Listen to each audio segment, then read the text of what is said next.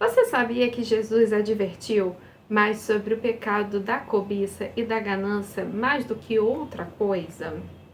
Nesse vídeo nós vamos falar um pouquinho sobre o poder sedutor do dinheiro e como ela afeta você, mesmo você achando que não, eu não tenho ganância nenhuma. Mas cuidado, porque ela se esconde em sua própria natureza.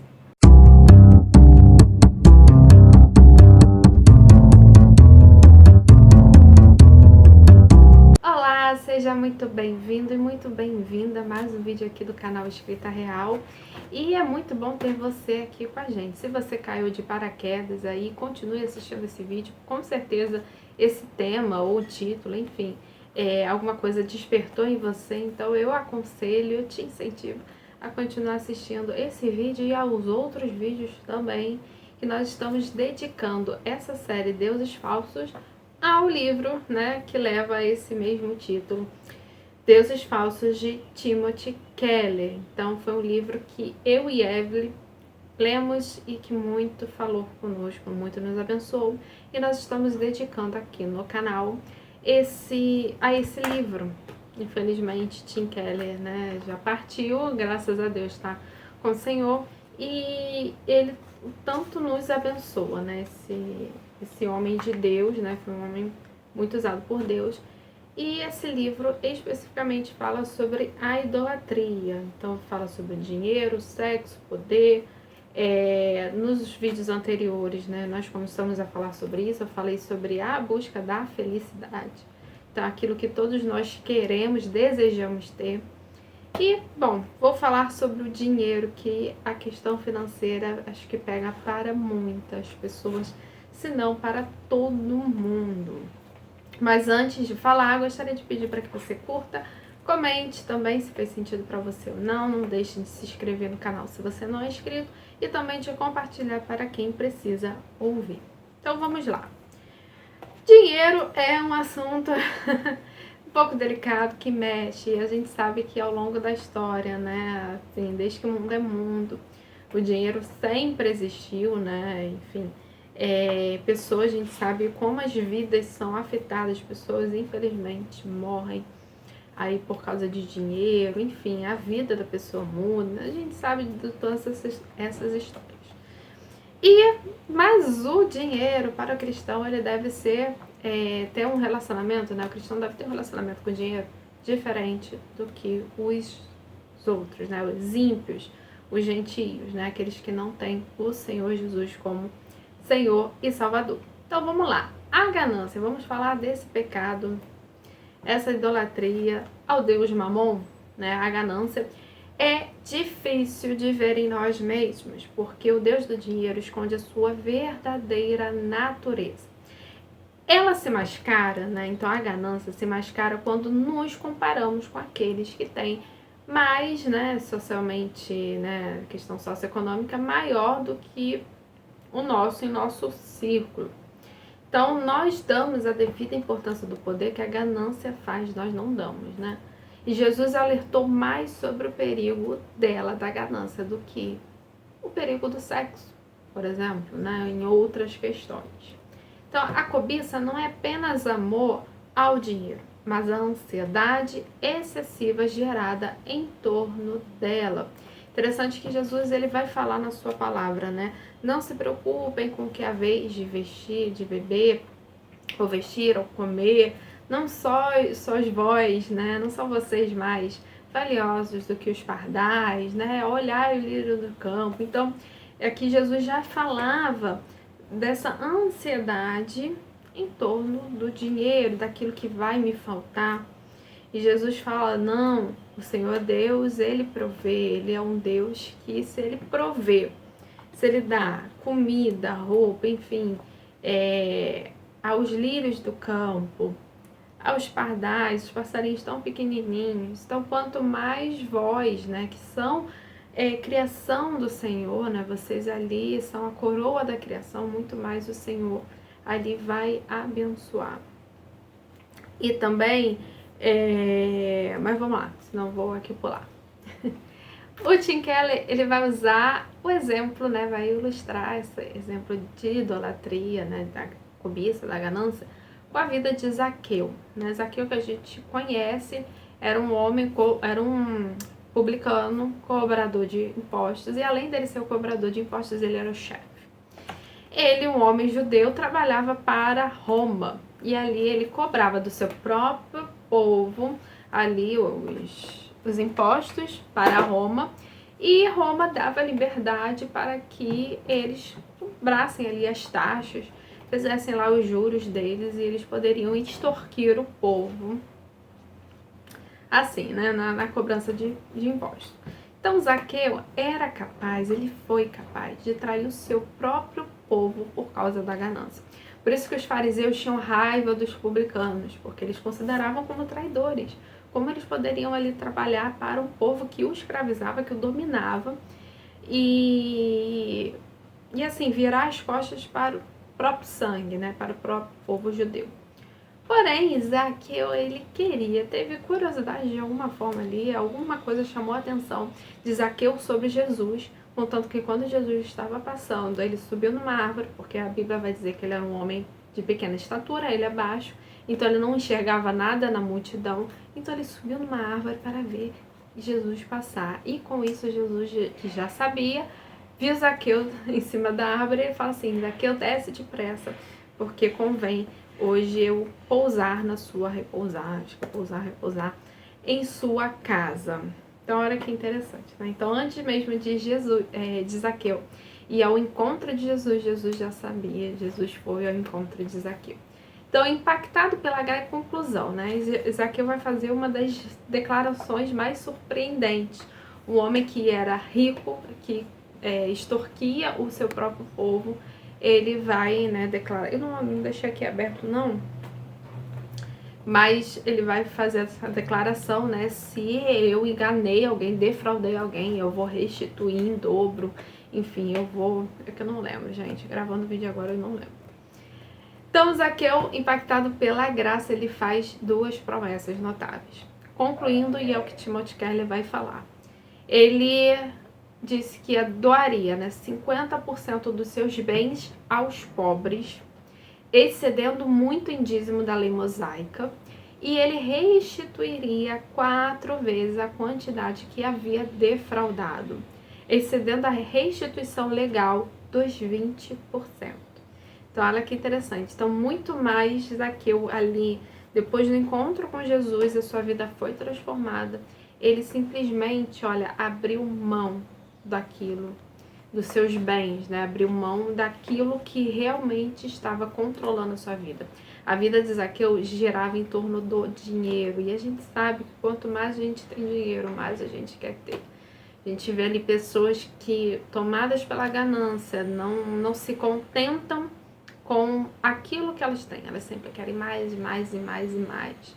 E é assim que o dinheiro faz.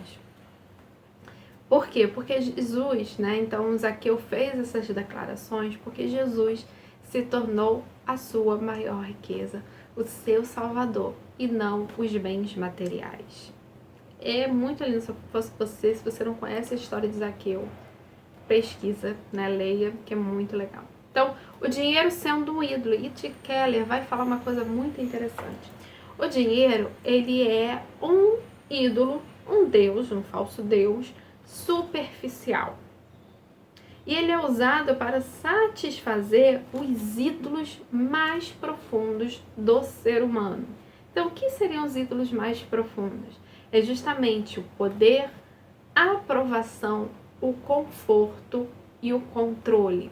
Então, no fundo, nós desejamos ter controle, ou desejamos ter aprovação, validação das pessoas, ou desejamos ter ali um conforto ou poder, né, status. E aí Tim Keller vai, né, usar 2 exemplos, porque o que acontece? Enquanto alguns esbanjam muito dinheiro para ter controle, então imagina aquela pessoa que quer ter aquela sensação de controlar todos ao seu redor ali, o seu mundo.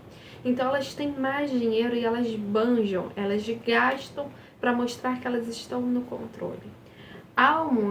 Enquanto isso, outros guardam muito dinheiro para se sentirem seguras. para ali se sentirem estabilizadas. Eu não estou querendo dizer que isso é ruim de você buscar ter dinheiro para ter o seu conforto. Ali, né, realmente não estou querendo chegar no extremismo de que você deve viver na pobreza extrema, sendo que você tem condições ali de ter um conforto, né? Não tô querendo que você haja como pessoas assim, né? Não tô querendo dizer isso. Mas eu quero dizer que esse dinheiro, né, esse ídolo superficial, ele muito mais mostra o que está dentro de nós. Então, enquanto as pessoas querem dinheiro e elas são gananciosas para mostrar que são, para mostrar que têm status e também buscam aprovação, validação pelos outros, né? Outras pessoas também, elas são super econômicas, digamos assim, elas são muito, como a gente usa aqui a expressão, mão de vaca. Elas ali têm a mão, seguram o dinheiro de tal forma que não querem gastar, porque elas querem se sentir seguras, porque a qualquer momento vem o medo de, e se eu precisar? E se eu não tiver? E se alguma coisa acontecer? Então, os dois casos, né, os dois extremos, é a cobiça, é justamente a ganância, é o poder que o dinheiro, o controle que o dinheiro tem sobre a vida da pessoa. Então, por mais que você não esbanje muito dinheiro, você não se considere gananciosa, você está sendo, sim, controlada pelo dinheiro. E a partir do momento que você é controlada por ele, você está idolatrando. É isso que você carrega, uma idolatria ao dinheiro. Porque a partir do momento em que você acha que é o dinheiro que vai trazer o teu conforto ou a tua segurança, não mais o Senhor, então ele é seu ídolo. A questão é que o Senhor, ele é que deve controlar. Ele é que deve governar a nossa vida e ele que deve ser a nossa segurança. É nele que nós buscamos a aprovação e a validação, o amor, e não mais as pessoas, né? E não deve ser as pessoas. Então entenda que os dois casos, as pessoas são controladas pelo dinheiro.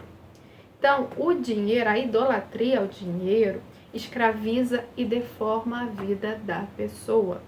Então, não basta, e Tim Keller vai dizer, não basta eliminar o dinheiro, que é o ídolo superficial, é necessário tratar a idolatria no nível mais profundo, que é o ídolo do coração, é aquilo ali que está enraizado em você.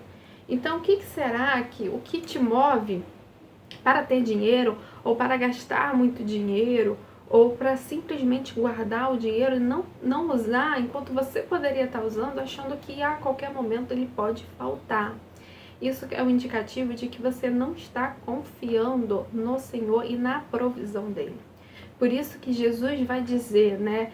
Não andeis ansiosos, também não procurem buscar bens materiais, porque a vida não consiste nisso. A vida é muito mais do que você ali ajuntar tesouros na terra. E ele vai dizer, não, ajuntem tesouros no céu, porque aí sim, essa riqueza do céu, a traça não vai destruir, não vai correr, ela não vai se deteriorar, ela vai ser eterna. Então as coisas do mundo, elas são perecíveis, elas vão acabar. E esse dinheiro todo que você tanto guarda e deixa de usar aqui na Terra, um dia você passa daqui, né, pra frente, um dia você morre. E o que aconteceu com a sua riqueza vai ficar aqui, você não vai levar para o céu. E aquilo que você poderia ter juntado, o que você fez? Nada fez. Então, a cura para a mesquinhez e a escravidão do dinheiro está na generosidade de Cristo, que está em 2 Coríntios 8:9. Interessante que ele vai falar que justamente Jesus nos deu o exemplo de que ele abriu mão de sua glória, de sua riqueza, para que fôssemos as riquezas dele. Então ele vai dizer o seguinte, olha, pois conheceis a graça do nosso Senhor Jesus Cristo, que, sendo rico, tornou-se pobre por vossa causa, para que fosseis enriquecidos por sua pobreza. É o que está escrito em 2 Coríntios 8, 9. Então, a fé no Evangelho, que nos mostra que Jesus sacrificou toda a sua riqueza celestial para nos fazer seu tesouro, é a única que reestrutura as motivações e a nossa identidade. Então, não mais são as riquezas ou o tanto de bens materiais que nós temos ali, que nós mostramos que temos. Não é isso mais que valida ali, que mostra a nossa identidade. Então, muito mais é o Senhor Jesus Cristo ter nos resgatado, ali ter se sacrificado, ido à cruz, para que fôssemos realmente seus, né? A sua riqueza. E Jesus abriu mão da sua riqueza. E se Jesus não tivesse aberto mão, né, da sua riqueza, nós não estaríamos salvos. Pelo contrário, continuaríamos condenados. Então, Jesus ali abre mão, isso é muito interessante. A riqueza fornecida pelo sacrifício de Jesus na cruz destrona o dinheiro, que até então deixa de ser o Senhor de nossa vida e se torna uma ferramenta para o bem. O dinheiro só perde seu domínio quando nossa segurança e identidade estão enraizadas em Cristo Jesus. É isso, gente. A gente só consegue se libertar da idolatria do nosso coração a partir do momento que entendemos e colocamos de fato quem o Senhor Jesus Cristo é em nossa vida. Então, a solução para a ganância, para a cobiça, é justamente você entender, e não apenas nível intelectual de informação, mas é você entender, colocar no seu coração, entender que você não precisa mais invejar o dinheiro dos outros, ou você não precisa ali querer que o outro tem, porque uma vez que o que Cristo conquistou para você na cruz é muito mais importante. O fato de Jesus ali ter te resgatado e te colocado de volta ali à presença de Deus é o que importa. Então, o amor e a salvação de Jesus lhe concedem uma condição extraordinária que o dinheiro não pode lhe conceder. Então, dinheiro nenhum compra a nossa salvação. A graça que Deus nos dá, ela é de graça.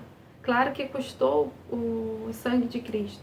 Interessante que em Atos também tem algumas passagens que homens tentaram comprar até o dom que Deus deu aos apóstolos. E eles falam assim, não, isso aí nada pode comprar. Isso é uma ofensa, porque ele custou caro, mas não é dinheiro terreno que compra isso, que conquista isso. E sim o que Cristo fez, é o próprio Senhor Jesus se entregando. Então, o que interrompe o poder do dinheiro sobre nós não é o esforço redobrado de seguir o exemplo de Cristo. Antes é o aprofundamento do seu entendimento da salvação de Cristo, do que você tem nele, e depois a prática das mudanças que esse entendimento provoca no seu coração, o centro de sua mente, vontade e emoções. Então é isso. Quando a gente pega ali o Evangelho e a gente leva a nível do nosso coração, da nossa mente, da nossa vida, coloca no centro, as coisas se realizam. Então você entender que, o dinheiro não deve ser o meu Deus, porque ele não deve governar as minhas decisões. É claro, irmãos, aqui, homens e mulheres, que vocês tenham ali inteligência, maturidade para lidar com dinheiro. Não estou falando para vocês saírem aí gastando tudo que tem, porque isso é ignorância, né? Não quero que vocês sejam ignorantes em relação a isso. Claro que vocês têm que cuidar da finança de vocês, ali do que vocês ganham, sabendo que não pode gastar mais do que deve. Enfim, quero fazer esse parênteses, não faça ali, não esbanje, enfim. O que eu quero dizer procure ver quais são as motivações do seu coração em relação na hora de tomar decisões. É o dinheiro que tem te governado? Porque muitas das vezes a gente esquece de crer, de justamente crer na provisão de Deus. Se Deus te pede algo para fazer e você vê que não tem condições financeiras e Deus está mandando, você deve obedecer, porque Deus vai prover. Ele vai trazer recursos para aquilo que Ele está pedindo para que você faça. Então entenda que se Deus está mandando para que você faça algo ali, na hora da obediência, é que a gente vê o que controla o nosso coração. Não, eu creio no agir de Deus e Ele vai levantar recursos. Acabou, tenha fé. Parece assim, às vezes umas coisas absurdas, mas Deus, Ele provê. Agora, se você toma decisões e muitas das vezes para o reino e você não faz porque não tem dinheiro, então, irmãos, ali quem está sendo o seu Deus é o dinheiro. E se você busca essa proteção, essa segurança no dinheiro, também é uma idolatria. É isso, gente. Então veja ali no seu coração qual tem sido as motivações, o que tem te levado a tomar decisões. É o Senhor Jesus ou é o dinheiro? Mas não deixa ali de realmente cuidar daquilo, né? Porque Deus está te dando. Não deixe de dizimar, né? Um princípio bíblico de usar o dinheiro, o recurso que você tem para a expansão do reino de Deus. Amém? Então, espero que você tenha gostado. E desculpa se o vídeo ficou muito longo, mas é um assunto que é necessário a gente falar e muito importante. Bom, espero você nos próximos vídeos. Um grande beijo. Tchau.